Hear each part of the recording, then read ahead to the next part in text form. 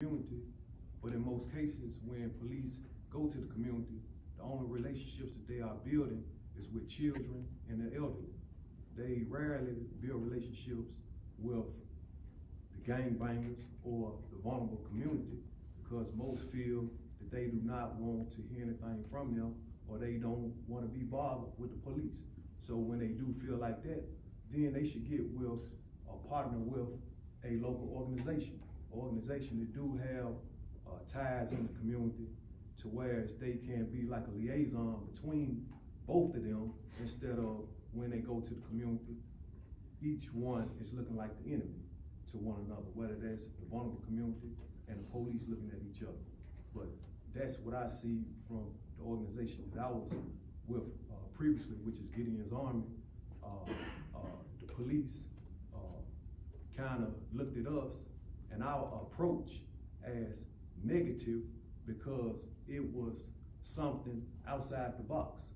And what we done was we employed community members that they deemed troublemakers or things of that nature, but we looked at them as being people who had influence.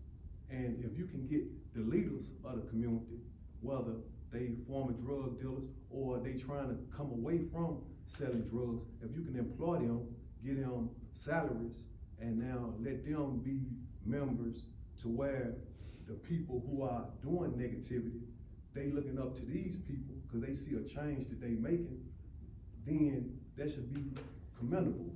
But the police in Nashville kind of looked at us and our approach as something wrong when the police do the same thing where they get drug dealers or whatever to help them out in investigations and let them continue on with criminal activity, even though, you know what I'm saying, they are law enforcement.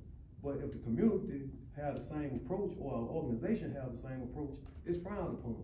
So it got to be somewhere where we can have an agreement or just not be judgmental, especially when it's some positivity taking place.